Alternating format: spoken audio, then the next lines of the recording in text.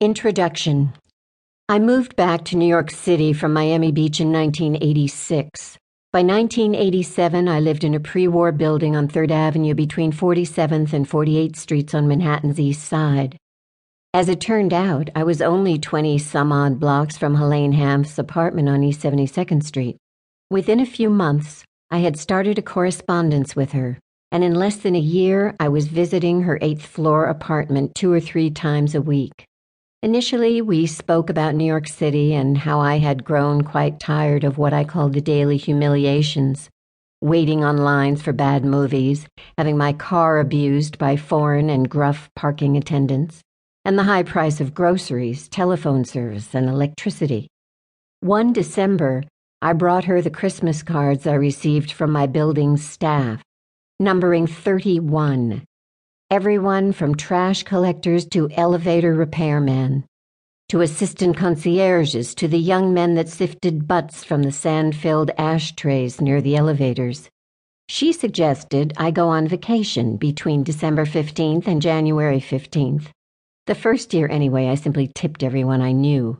The following years, I took what I called the Hanff hoofer and beat it out of town, much to the dismay of my friends and business partners.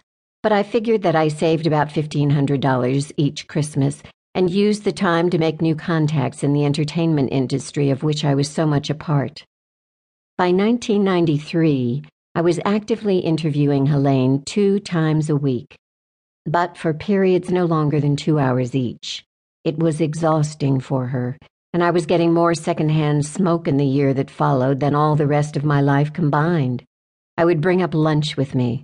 Her favorite was smoked turkey with Russian dressing and coleslaw on a crusty roll, with a new dill pickle all washed down with a bottle of Dr. Brown's celery tonic, a drink which had been touted for decades about its healthy content of celery juice. The USDA forced the company to call it celery. It used to be celery tonic, when it was discovered that virtually no celery juice ever saw the interior of Dr. Brown's bottling plant. Admittedly, it was an acquired taste, like Helene's martinis, that offset the strong flavors of the kosher deli sandwiches I fastidiously delivered to her apartment. But it was a labor of love, and I recorded over 150 hours of interviews, along with 9 spiral notebooks of notes about everything from her literary interests to her friends, her paramours, and her family. It soon became obvious that the Helene Hanff of 84 Charing Cross Road was indeed a creature of fiction, touched only here and there by fact, but that in essence there was not too much difference between the two if they were compared in a sober state. Invariably, by the time I had arrived at her apartment, half a pint of Beefeater gin had disappeared from a bottle she kept near her typewriter, right next to a large boomerang-shaped blue plastic ashtray, heaped with butts and ashes. Often there were 2 cigarettes lit at a time.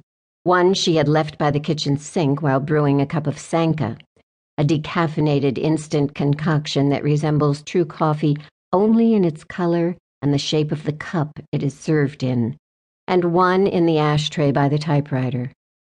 As I got to meet the neighbors and the occasional relatives who dropped in over the course of time I was visiting, it was inevitable that I would by mere chance collide with them just by the sheer amount of time I spent with Helene. A third Helene emerged from talk with neighbors, and a 4th evolved from interviews with relatives. I don't suppose any of this is uncommon, but I will say that the Helene portrayed so beautifully in the film by Anne Bancroft resembled none of the Helenes I came to know, but was an amalgam of all of them, had I known each only 15 minutes. Because of inconsistencies, some more important and obvious than others, I relate in this book both versions of stories or periods of time that were told to me. Biography is one of those art forms that require a very limited amount of creativity and a great deal of factual information. But because facts about people's relationships don't always mean absolute truth, I found it better to give multiple versions of the same story. I could have taken the position of judge and jury and simply made a ruling about who was telling the truth and who not. But I feel strongly that biography should be designed to elucidate and enlighten and be as objective as possible given those ideals. To keep listening to this audiobook, I've left you a link in the description so you can do it, at no cost thanks to Audible's 30-day free trial.